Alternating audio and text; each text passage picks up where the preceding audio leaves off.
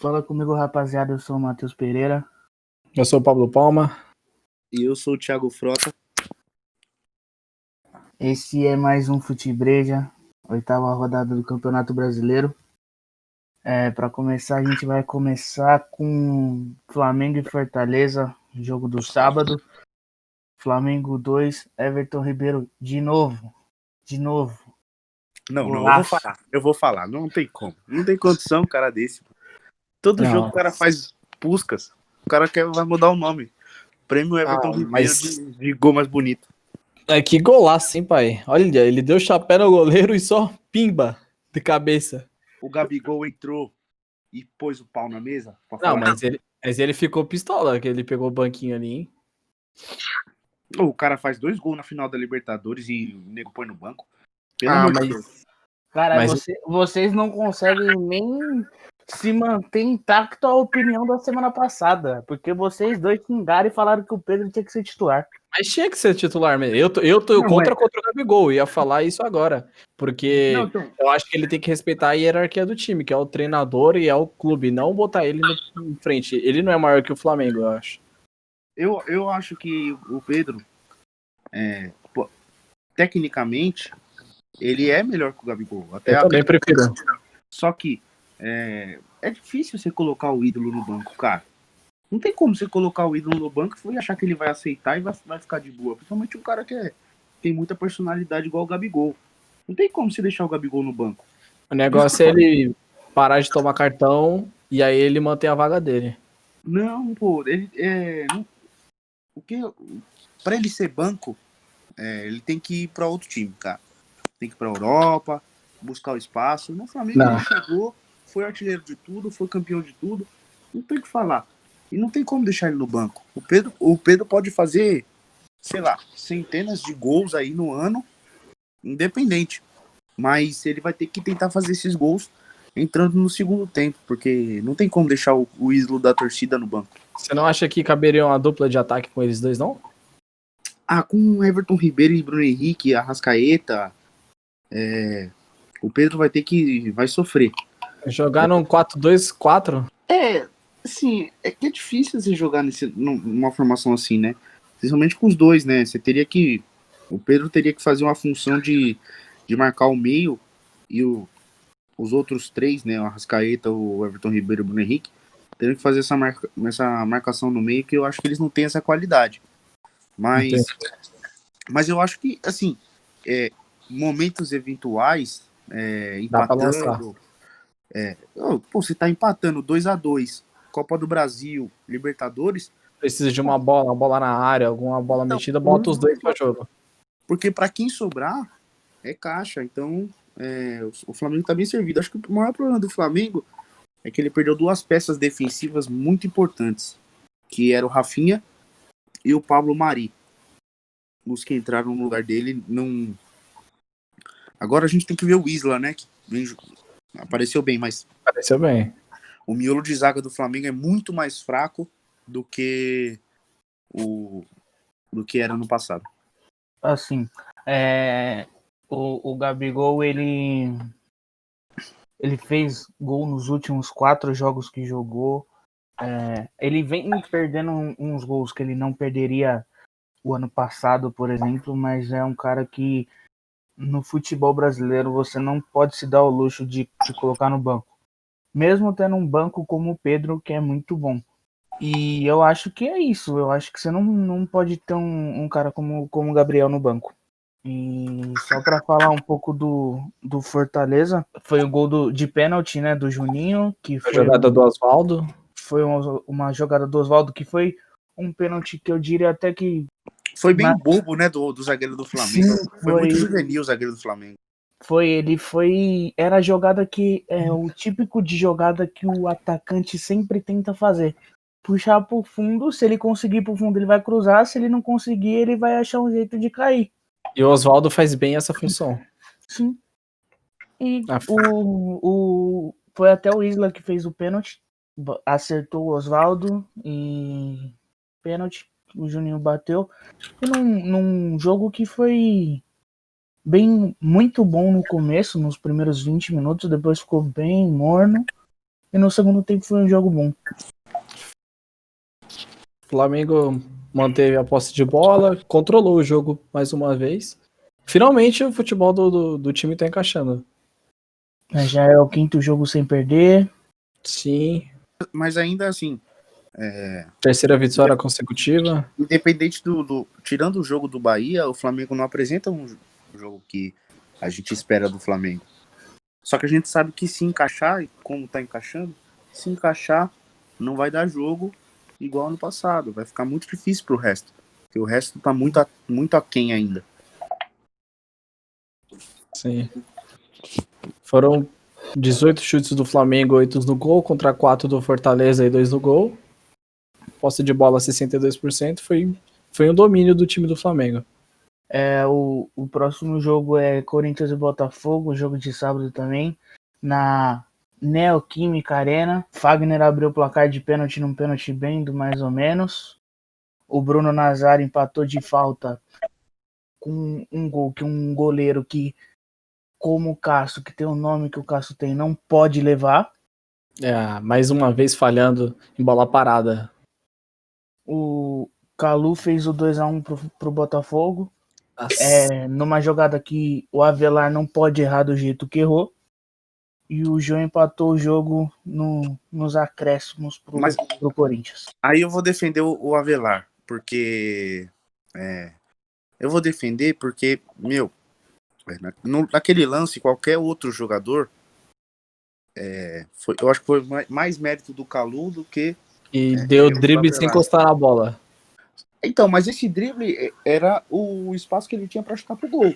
Se ele é um atacante afobado, um atacante que não tem essa experiência, ele ia chutar pro gol, o Avelar ia travar e ia sair como um herói. O problema é que era o Calu, e a gente sabe. O cara experiente, rodado, mostrou porque veio, fez um golaço, assim, para mim. Foi mais mérito do Calu do que erro do Avelar.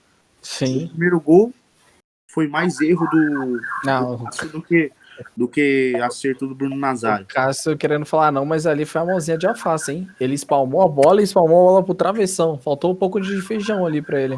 É que o que aconteceu foi que ele armou a barreira errado. Quando o Bruno Nazário tá correndo pra bola, ele tá tentando ver a bola. Ele tá pesquisando assim pra tentar ver a bola. Quando ele viu, a bola já tava em cima dele.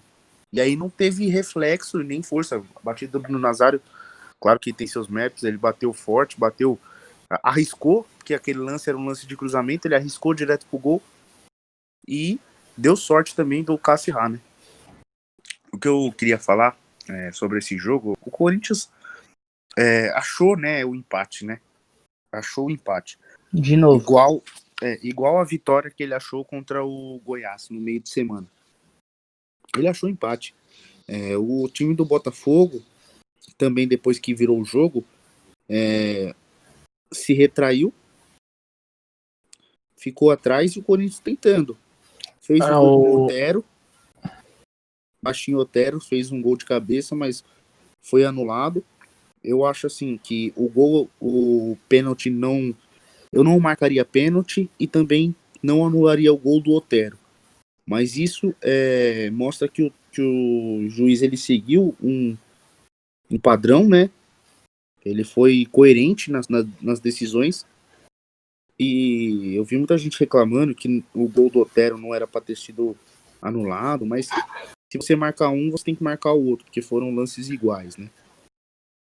E aí acho um gol com o Jô, num abafa, né? O Corinthians também sem padrão, muito fraco tecnicamente, e as mudanças também do Thiago Nunes não foram mudanças que fizeram a diferença total no jogo, mas conseguiu o ponto, né?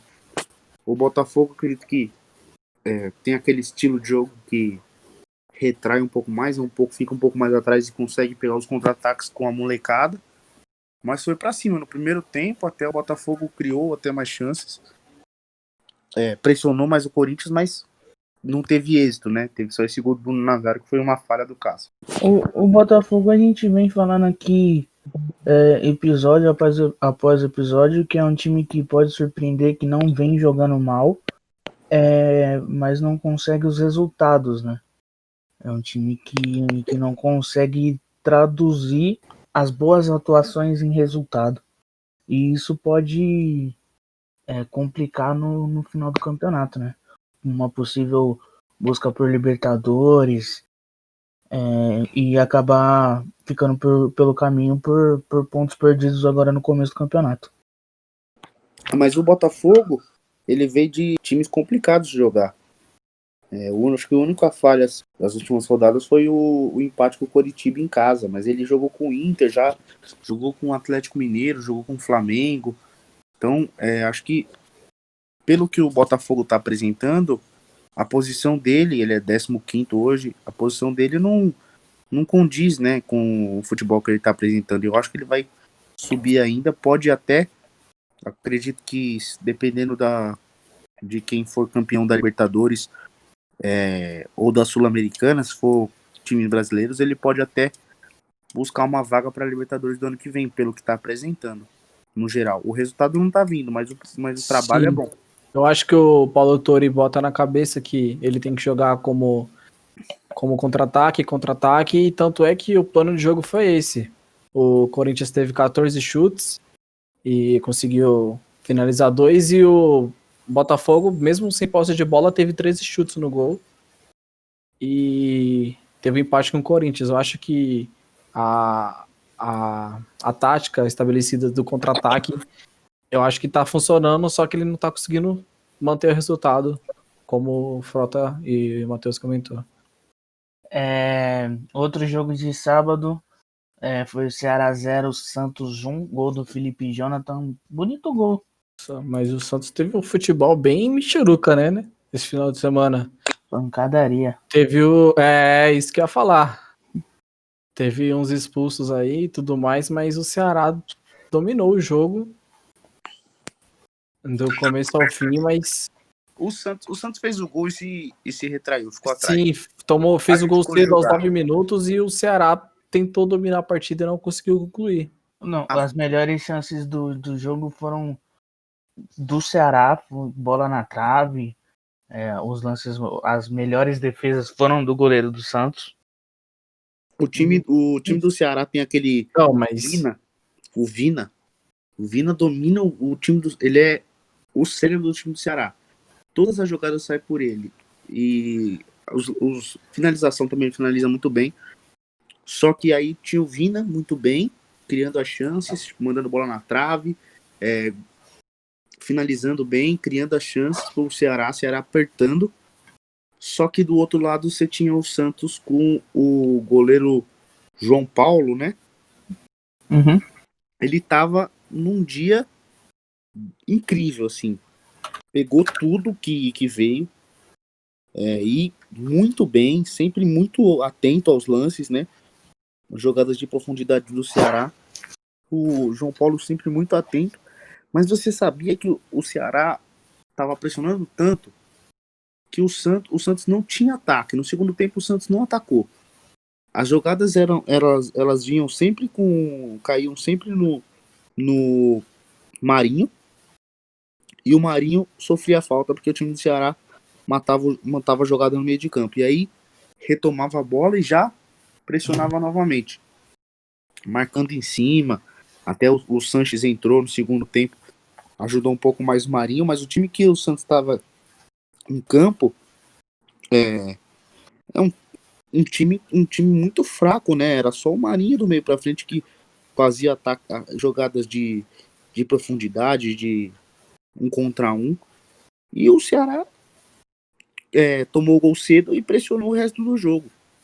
No final do jogo, assim, o lance aconteceu, na verdade, aos 82, que é mais ou menos aos 37, né? Aos 37 do segundo tempo. O que acontece? Eu assisti o jogo, o lance foi basicamente assim. O Santos estava no contra-ataque. O Samuel Xavier, que é um bom jogador do Ceará, lateral direito, ele dá um carrinho no Marinho, era o próprio Marinho. Ele dá um carrinho no Marinho, o Marinho cai. E cai reclamando de dor e tudo mais. O que aconteceu? O Samuel Xavier ficou muito bravo com a marcação. Foi tirar satisfação com o Marinho. E o Marinho estava no chão, ele foi lá falar com o Marinho. Então começou a xingar o Marinho. que acontece? Quando ele tava xingando o Marinho, chega o Luan Pérez em cima do Samuel Xavier e chega empurrando o Samuel Xavier.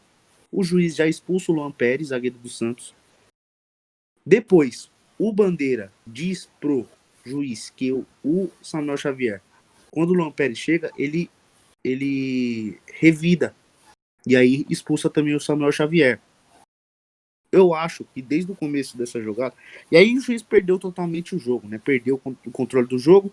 Depois expulsou ainda o Bruno Pacheco, do Ceará, e o Alisson do Santos, em 2 lances que também não precisavam, né, de expulsão. Não era necessária. Um cartão amarelo resolveria o lance. Porque os dois foram expulsos direto, né?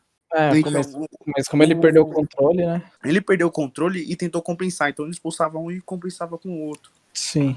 Ele sai desagradando os 2 times, chama mais atenção do que o próprio jogo no final. E fica nisso. O Santos ganha fora de casa, uma vitória importantíssima. Mas também necessitando muito do Marinho e do Soteldo, que, né, não jogou esse jogo. O que eu queria falar, eu achei uma estatística interessante, que o Luan Pérez, em 8 jogos no campeonato, ele não tem nenhuma falta e tem um cartão vermelho. Olha só, é verdade. Caramba. Não tem uma falta e tem o cartão vermelho. Ele não fez nenhuma falta no jogo, no campeonato, e tem o vermelho. Mas ele foi juvenil demais nesse lance. Ele foi catador do coleguinha, né?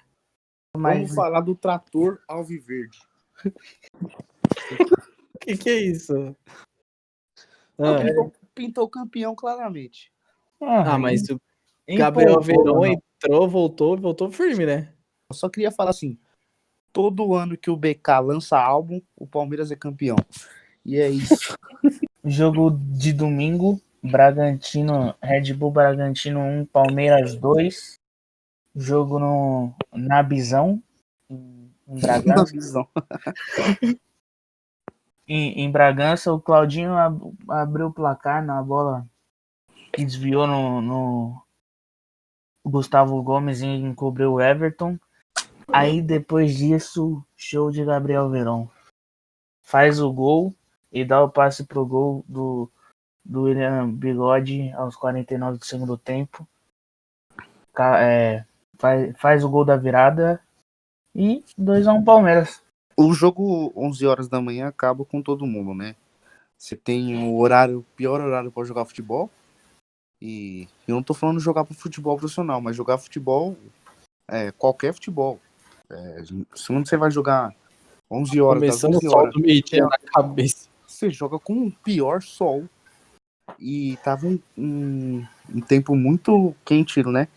Era no interior de São Paulo.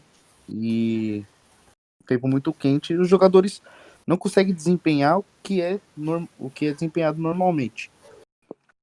Mas aí é onde surge os jogadores que são diferenciados, né? Aí é onde aparece quem tem o diferente. O Palmeiras estava até jogando bem, não estava jogando... teve uma evolução dos últimos jogos para cá. Não precisava de muito também. Então, mas tem evoluído nos últimos jogos, e aí entra o jogador que o Palmeiras precisava. É o jogador inteligente, é o jogador de não só jogar individual, como era o Wesley, que jogou bem, mas o Wesley, ele tenta muito jogar individual, ele olha menos, né, o companheiro. O Veron não. O Veron é o jogador que olha o companheiro, que olha o posicionamento dele, que olha onde a bola vai vir, que tem o tempo da bola, que é um jogador que tem muita qualidade. Além do Veron, eu queria exaltar aqui o Rafael Veiga e o Gabriel Menino. O Gabriel Menino primeiro jogando um pouco mais por dentro. O Palmeiras não jogou com o Bruno Henrique. O Gabriel Menino marcou um pouco mais por dentro, jogou um pouco mais por dentro. E o que a gente reclamava do Gabriel Menino jogando na ponta é onde sai o gol. Ele aberto na ponta, recebe a bola e faz o cruzamento na medida para o Gabriel fazer o gol de cabeça. O gol do lado do Palmeiras, ele fez igual. Ele bateu uma falta na medida também. O moleque tem qualidade de bola parada, de cruzamento, tem um bom passe, tem que ser aproveitado isso. E a gente criticando sempre ele jogar pela ponta e hoje queimou uma língua. Na verdade, ele fez a lateral, né? Porque quando o Palmeiras toma o gol, o Luxemburgo saca o Mike, coloca o outro meio-campista e ele vem para lateral e ele chega no fundo como lateral, não como ponta, né? Ele só uma coisa que eu queria falar a gente vai bater nessa tecla aqui de novo, que não pode demorar 3 minutos para um VAR dar o impedimento que todo mundo viu na transmissão em 20 segundos que estava impedido. Sim. Tava claro, não tinha o que fazer linha, não tinha nada. Tava claro esse impedimento. Exatamente, e demorou 3 minutos. Você não pode. É inadmissível um negócio. Não vive sem saber que tava impedido. Então, falta um pouco de rapidez, fluidez. Assim, mas eu queria falar do... O Palmeiras é o único invicto do campeonato, é um time que mais empata do que ganha, tanto que tá em sexto, né? Não tá nem no G4 mesmo invicto. Teve uma melhora dos últimos jogos pra cá, porque não tinha como jogar pior. E só que o teste mesmo vai ser agora quinta-feira contra o Corinthians. Então, tudo bem que pegou o Bragantino, né? Que é o penúltimo colocado mas o futebol fluiu. Mas o futebol fluiu nesse final de semana. O Bragantino não jogou mal, trocou de técnico. É impressionante. Qualquer time que tenha um time mais ou menos faz o melhor jogo do ano contra o Palmeiras. E é toda vez assim. Jogaram bem, tanto é que foi o que mais chutou no gol. Teve a proposta de contra-ataque também. O Bragantino chuta muito de longe, né? Não é aquele time que trabalha a bola e cria chances claras. Ele finaliza bastante porque ele chuta muito de longe. Acredita muito no que ela jogadinha do Arthur. Cortar pra dentro e bater, né? E baixo do gol e o menino até que fez o gol, né? E foi essa jogadinha também. Ele cortou e desviou no Gomes e matou o goleiro. E a expulsão do Morato? O que você achou? Eu achei que o Morato foi um grandíssimo de um filho da puta que foi agredir um moleque de 18 anos que tava fazendo a estreia no profissional. Assim, gostei muito do Danilo, que toda a bola que ele recebia, ele levantava a cabeça e tentava o passe pra frente. Só nisso ele já fez mais do que... Já fez mais que todos os outros meios do Palmeiras. Mas teve algum porquê dele fazer isso ou ele só cresceu mesmo, que se aparecer esse Morato aí? O Danilo, saiu uma falta pro Bragantino lá, aí, o Danilo fez aquela de segurar a bola, tá ligado? Ele pegou e tocou a bola pra trás, assim. Aí, o maluco foi, em vez de ir lá pegar a bola, ele deu nas costas 99, né? É. Entendi. Aí, próximo jogo, já vamos pros jogos de domingo, 4 horas da tarde. Internacional 2, Bahia 2. Rodriguinho faz 1-0 numa falha da zaga. O Patrick empata com assistência do Thiago Galhardo. Aí o Thiago Galhardo faz o gol de pênalti, que eu vou abrir um parênteses aqui. Irmão, com pênalti inventado por rodada, é fácil ser líder.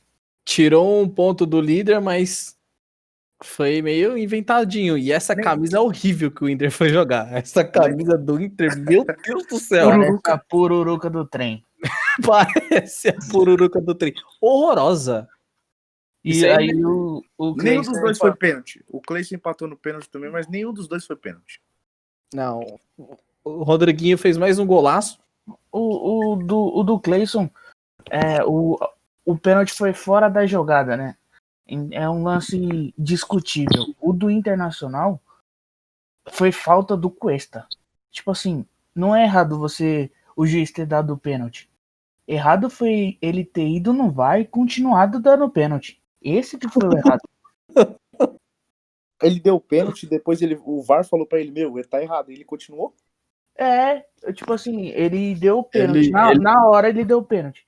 Aí os caras falaram assim, tipo, vai lá na cabininha ver e tal. Ele viu o lance e continuou dando pênalti. Esse que é o absurdo. O cara do Internacional pula na cabeça do cara do Bahia. Foi falta do Cuesta, muito. Foi muita falta do Cuesta, não tem como.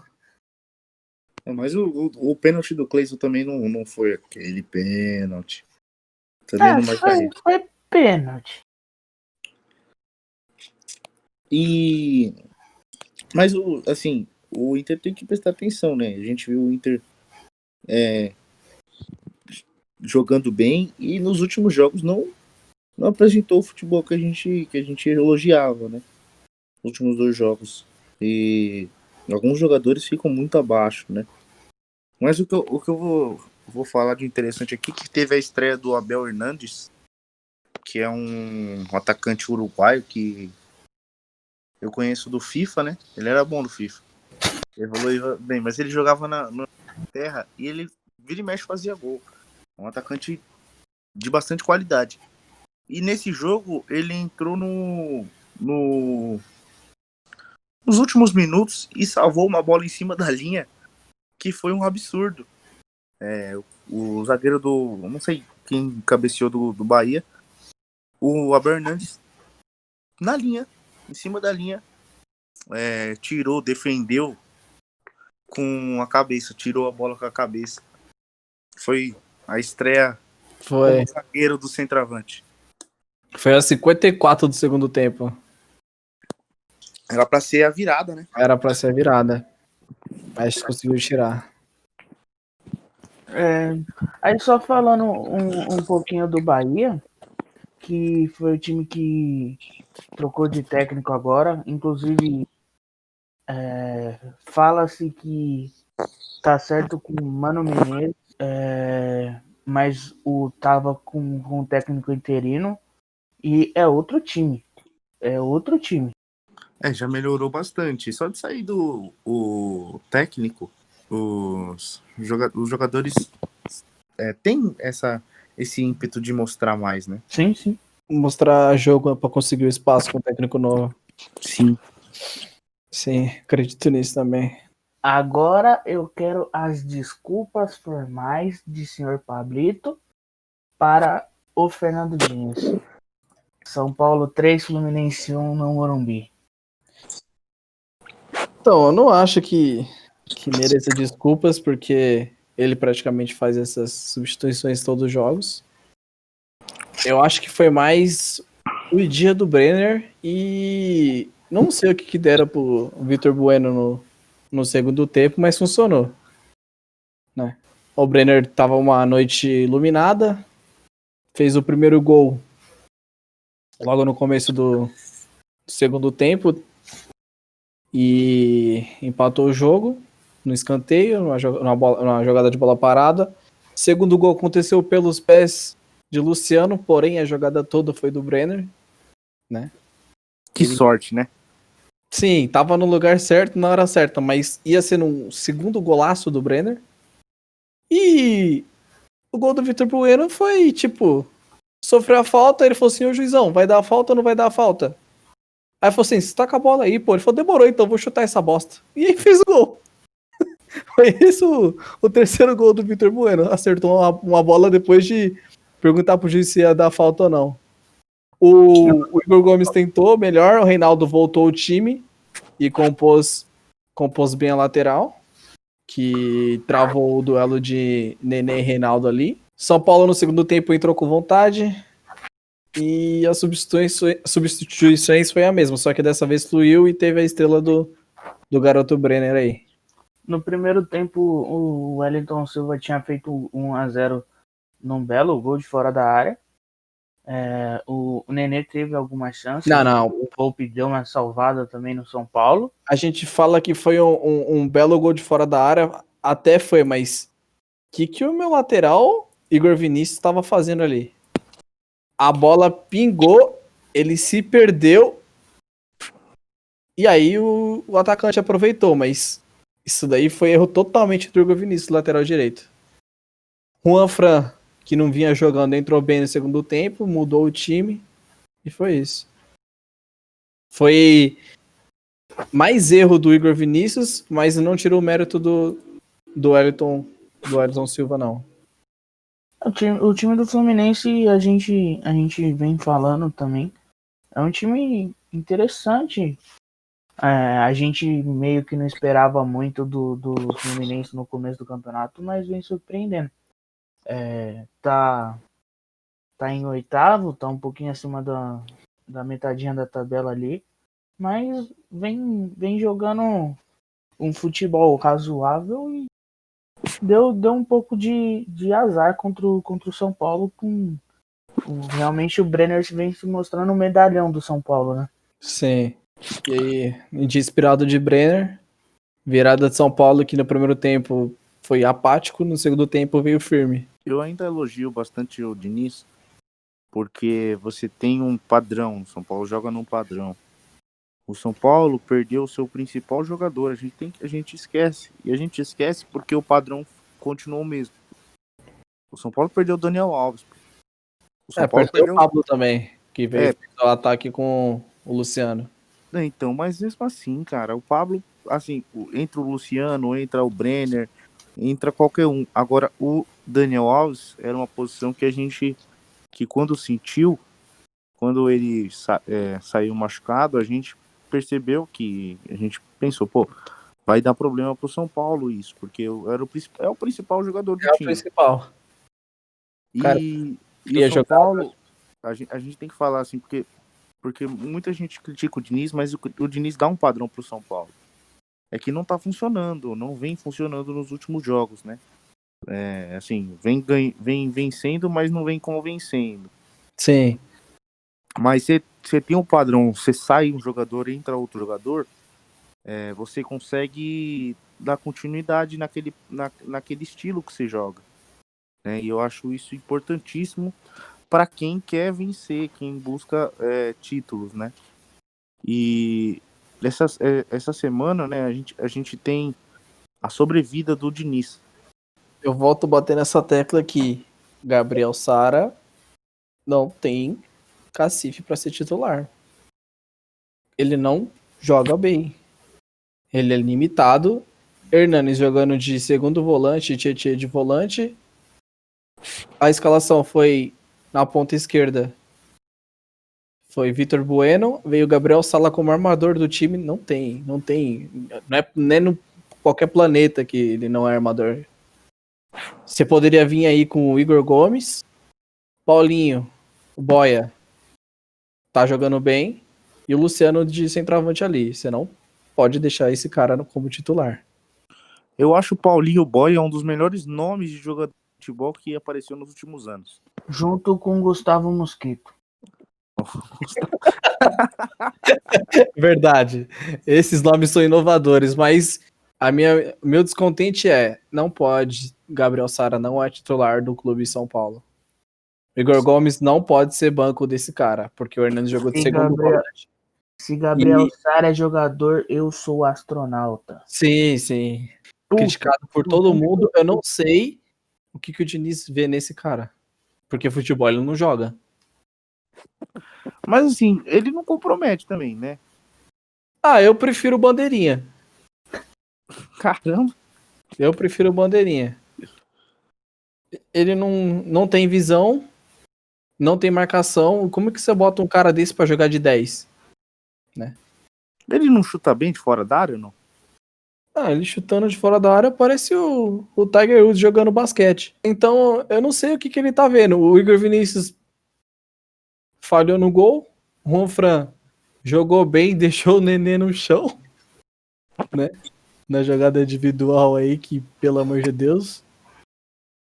Mas Gabriel Sara não é jogador de São Paulo. E é isso. O time foi bem no segundo tempo, quando ele saiu, por sinal. A dupla Léo e Diego Costa funcionaram mais uma vez. Reinaldo voltou. Tirou o Lisieiro, que, pelo amor de Deus, né? Não preciso falar mais nada. E o problema mesmo é esse meio de armação aí. Agora segundo tempo que ele saiu, o time andou, e aí? eu quero ouvir a palavra desculpa sendo proferida. Não vou ter desculpa porque ele escalou um alpinista no meio campo ali. Quando ele vê que dá pra jogar o pulmão, que entrou bem, Igor Gomes foi melhor das últimas 4 partidas aí, junto com o Hernanes, e o Hernanes fazendo a função que o Daniel Alves estava fazendo e o Igor Gomes armando, aí a gente pede umas desculpazinhas aqui no Futebreja. Por enquanto a farpa vai ser essa. Burro. Próximo jogo é Vasco da Gama e Atlético Paranaense. Gol do Germancano. Tem gol do Cano todo dia agora. Ele apareceu no Instagram da FIFA, hein? É mesmo? Tá falando que é máquina de gols, ó. Que respeitar o argentino, hein? Moral. Mas eu vou falar pra você que foi um jogo... Dos jogos do campeonato, esse foi foi o mais ou menos de todos. Teve gol do Ribamar, mas foi anulado. Mas não é sempre que ele vai acertar um chute daquele na vida, então é bom ressaltar. Mas é isso. Não, fala a verdade assim, não tem muitos gols, né, do Ribamar, né? Mas o gol que geralmente aparece nos edits dessa música, quando você coloca, por exemplo, Ronaldinho Skills, aparece lá. Aí tocando lá, os moleque é liso, tá ligado? Aí fica tocando os moleque é liso e o Ronaldinho driblando lá. Beleza. Mas o do Ribamar tem um gol só, que aparece que ele corta pro meio, chuta no meio da rua, assim, a bola vai no ângulo. Ele tem um bom chute, né? Fala a verdade. A gente brinca, mas é que ele perde uns gols feitos, mas ele... Denil David. Ele é o pior jogador dos bons, eu acho. É o melhor pior jogador que tem. Então, e vai ter vez que o Vasco vai ganhar com o dele, tenho certeza, porque tem aquela história de que joga num padrão que prioriza o centroavante. Então ele vai fazer os golzinhos dele durante a temporada. Mas o que eu queria destacar aqui do jogo é a dupla Germancano e Benítez. O Benítez, eu vou falar pra você, ele veio pra ser que nem o Conca foi, que nem o Montijo foi. Aqueles jogadores que a gente não dá muito. O Conca até tinha bastante mídia na época que ele veio, mas o Montijo, por exemplo, foi um achado, né? E aí ele veio e virou um craque aqui pro nível do futebol brasileiro. Ele virou ídolo de algumas torcidas, né? O Benítez veio para ser esse jogador. Joga demais. Muito leitura de jogo muito interessante. Ele tem um passe rápido que o passe de primeira muito inteligente, que antecipa muito a jogada. Então, vem jogando muito o argentino, cabelinho de tigela, né? Sim, ele tem o cabelinho bem típico de jogador argentino mesmo, né? Uhum. Ele parece criança, né? Cabelo de criancinha, de menininha assim, aqueles men. Quarta série. Cabelinho de quarta série, joga muito. Mas joga demais. E o Atlético Paranaense é mais do mesmo e não vai a lugar nenhum. Sim. O Atlético Paranaense, se não cair, ele flerta com a zona de rebaixamento, pelo menos. Não, mas eu acho que nesse jogo o Atlético jogou até que ok. Foi o Vasco que conseguiu segurar o resultado, fez o gol cedo. Né? O Vasco não jogou bem, né, na verdade. Não, ele só fez o gol cedo, fez o gol cedo e manteve. Foi amassado na posse de bola. O Atlético veio pra cima, mas não conseguiu buscar o resultado. E um gol polêmico também, porque teve muita reclamação de falta no começo da jogada. Eu achei bem discutível, mas eu acho que não era para anular mesmo, não. É isso. Jogão. Famoso jogo bosta da rodada. E falando em jogo bosta da rodada, Atlético Goianiense 1, Grêmio 1, no Estádio Olímpico de Goiânia. O Edson abriu o placar aos 11 do primeiro tempo, na jogada. Esse jogo foi horrível. E o Isaac empatou. O Isaac joia da base do Grêmio, que tem alguns, né? E ele estou muito forte de muito perto, mas era uma bola, eu acho que defensável. Mas como é o Jean, eu quero que se foda. É isso. É isso, tomou tranquilo. Bom, depois dessa rodada aí, o pessoal, torcedor do Grêmio, tá pedindo pro Renato pedir pra sair. Para não acabar tudo que ele já fez pelo clube. Meu, se o Renato Gaúcho sair do Grêmio, ele tem pelo menos uns 25 propostas de emprego só aqui no Brasil. Eu acredito nisso também. Eu acredito que o Grêmio tá sentindo a falta do craque. Faz pelo menos 5 jogos no Brasileirão que ele não ganha. Mas eu não acho que seja todo o problema do técnico, assim. O problema do Renato Gaúcho é também as coisas que eu mais admiro nele, que é um pouco da soberba, um pouco do negócio de... Aquela mística que ele tem, né? De se achar e falar que foi melhor que o Cristiano Ronaldo e tal. Sim. Porque na entrevista depois do jogo ele falou: aqui a gente não tem crise. Crise é só se for crise de título, não sei o quê. E a torcida do Grêmio tá meio pistola com isso porque os resultados não vêm, né? Sim. Mas eu acho que é uma fase. O Grêmio tem que se adaptar a jogar sem o Cebolinha, né? Ele tem que aprender a jogar sem o Cebolinha. Porque o Palmeiras, por exemplo, sente muita falta do Dudu. E isso é inevitável. São jogadores que são acima da média, né? Então, a falta do Cebolinha vai ser um negócio que o torcedor gremista e o time, principalmente, vai sentir. É um negócio inevitável. O Grêmio tá com boatos de que tá trazendo o Cavani, né? Que com a saída do Cebolinha e talvez do PP também, vai conseguir pagar. É um boato. Essa história do Cavani aí, eu vou ser sincero pra você. Eu vou falar um negócio. O Cavani ganhava muita grana num dos times mais ricos do mundo, correto? E ele tá com proposta da Europa para ganhar em euro.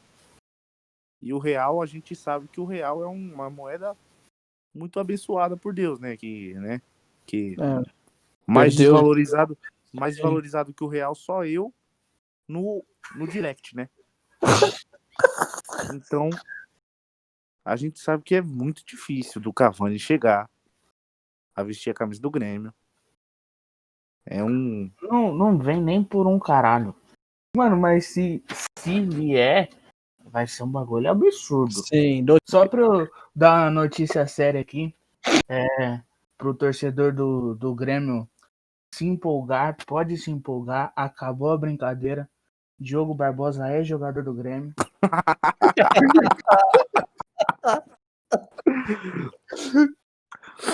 Olha só, agora o Grêmio pela ponta esquerda vai vir forte, que vai vir com Diego Souza. Rodou o anel inteiro. Rodou o anel Barbosa. E grande companhia aí, companhia limitada aí, que vem pra conquistar o Gaúcho ano que vem. Pro jogo. Mano, o Pedro Jeromel só serviu pra fazer menos 8 no meu cartola. O Atlético Goianiense, mano, de novo, teve as melhores chances, jogou melhor, só que não consegue ganhar, não consegue fazer gol. Não, vou ser sincero, falar a verdade, assim, enquanto o Atlético Goianiense estiver postando... Não, só pra dar uma adenda aqui, o Atlético Goianiense teve o caso lá do Figueirense, que o torcida invadiu o CT, agrediu os jogadores e tal, o Atlético Goianiense se posicionou contra qualquer tipo de violência, né? Eu acho interessantíssimo, porque o goleiro do Atlético Goianiense é um abençoado, né? Criminoso. Tem passagem, né? Ele tem passagem, então Eu acho que não tem muita coerência na comunicação do Atlético Goianiense. Eu acho que ele revisar isso aí, ó. Sleeping Giants. É esse, velho. Dormindo gigantes, os gigantes dormirão. Exatamente. É isso. Eu sou mandar um direct lá pro Atlético Goianiense pra ter uma coerência lá que tá. Mano, esse jogo só não foi pior do que o Cruzeiro na Série B. 5 jogos que não ganha, mas de resto tá tranquilo. Mas ano passado a gente tava chamando o Cruzeiro de Bruzeiro porque ia cair pra Série B. O ano que vem vai voltar a chamar de Cruzeiro, né? Mas o mais interessante de você assistir a Série B é que quando a gente se coloca lá, se vê Cruzeiro tá em 16º agora. 16º, saiu da zona de rebaixamento. Então, ele tá em 16º, mas ele tem 5 pontos. Mas ele tem 3 vitórias. Não, o Cruzeiro começou a Série B com menos 6 pontos, cara. Isso é de uma atrocidade. O próximo jogo é Sport 2, Goiás 1. 3 gols do Sport? 3 gols do Sport. Sim, que outro foi contra. O Elton tem mais gol contra no campeonato do que a favor e é atacante. E, tipo assim, o Sport... Ele tem o faro do gol, né? O Sport que a gente vem criticando firmemente tá em 9º, né? Sim, que é o que tá apresentando o pior futebol, só que catou um Goiás. Que também pegou.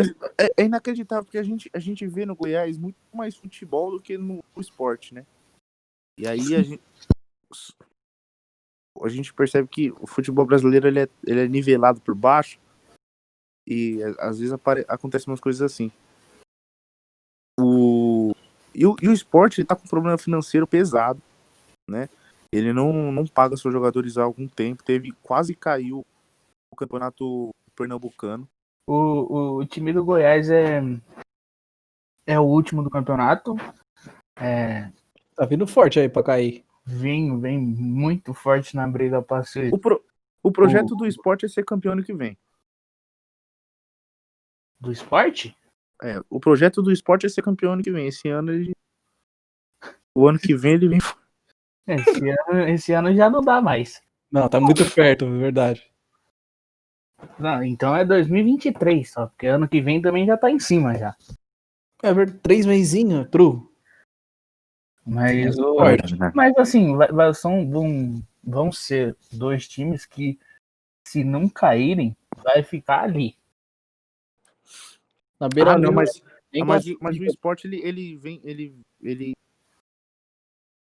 além de jogar, não apresentar o futebol futebol de qualidade, ele vem com problemas extra-campo também que interferem muito, né? Tem a questão do Covid também no Goiás, que veio forte no começo do campeonato. É complicado mesmo manter a frequência aí. Mas tá vindo forte o Sport de 9º. O último jogo da rodada foi Curitiba e Atlético Mineiro, 1-0 pro Atlético, o gol do Eduardo Sacha. O Curitiba é o outro time que vai brigar seriamente para não cair. E o Atlético é o terceiro colocado. E vem bem forte, bem firme. A gente sabe mais ou menos como o Atlético vai jogar todos os jogos. Tem um time. Acho que nem os jogadores do Atlético sabem, meu querido. Vou falar a verdade pra você. O São Paulo ele muda o. Todo final de semana, todo jogo muda o time. Ele faz o bingo, aí quem vai ganhando o bingo vai ser o titular.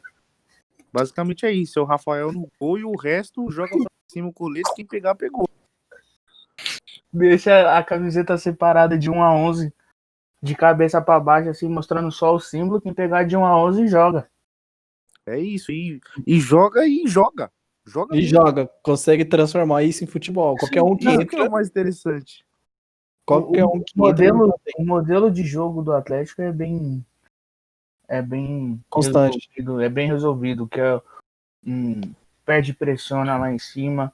É um time que é muito rápido, é muito agudo.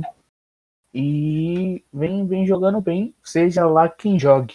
Sai menino, a gente vê alguns jogadores que não fizeram sucesso em outras equipes. Até o caso do Sacha mesmo, que foi pedido pelo Sampaoli para contratar, para trazer para o Atlético. E aí entra e faz gol. Foi um dos piores do Atlético até agora no campeonato. Mas veio os 3 pontos do mesmo jeito. Independente de quem joga razoável, joga sabendo do sistema de jogo. E o Keno mesmo não fazendo gols, é um jogador impressionante. E é um time muito forte e vai brigar até o final do campeonato, eu acho que pelo título. Assim, eu acho que é um dos times que pode chegar no nível do Flamengo, assim, se o Flamengo encaixar, acho que é um dos poucos times que consegue acompanhar, né? Brigar, jogar de igual para igual, né?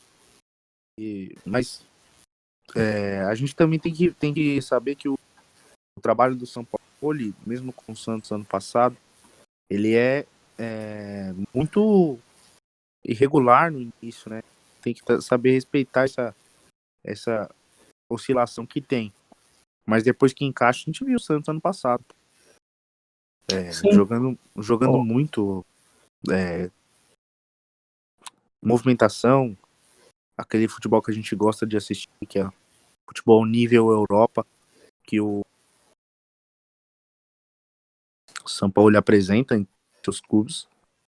E é um time que, por exemplo, o Atlético ele tem 5 vitórias e 2 derrotas no campeonato. É o time que não empatou ainda. E é preferível você ter 5 vitórias e 2 derrotas do que ter 3 vitórias e 4 empates. Por exemplo, o Palmeiras tem. Às vezes vale a pena, assim, entre aspas, perder um jogo, perder 2 jogos e ganhar 3, do que você empatar os 5.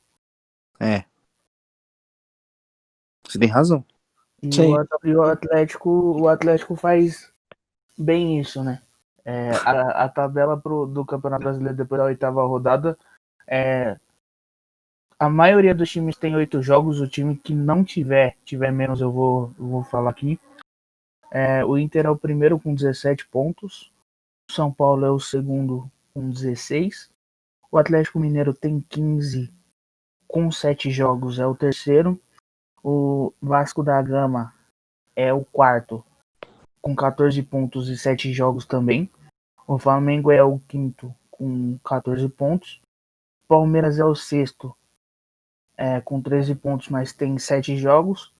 Aí vem Santos em sétimo, Fluminense em oitavo com 11 pontos. O Sport em nono. O Ceará décimo com 10 pontos os dois.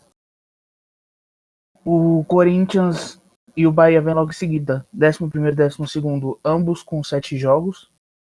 Fortaleza é o 13º com 8 pontos, tem os 8 jogos. O Grêmio é o 14º com 8 pontos, tem 7 jogos. O Botafogo também com 8 pontos é o 15º, também tem 7 jogos. Aí o Atlético Paranaense é o 16º com 7 pontos. Aí vem na zona de rebaixamento o Curitiba em 17º com 7 pontos. O Atlético Goianiense com 6 pontos e 7 jogos. O Bragantino em penúltimo, 6 pontos e o último é o Goiás com 4 pontos e 6 jogos, que é o único que tem 2 jogos a menos. É isso aí, rapaziada. Esse foi mais um Futebreja. Espero que vocês tenham gostado, estejam gostando e tenham gostado. Dá um joinha pra gente aí. Compartilha com os amigos, se inscreve no canal, ativa o sininho, a porra toda aí que vocês sabem o que tem que fazer. Nós estamos juntos, até a próxima.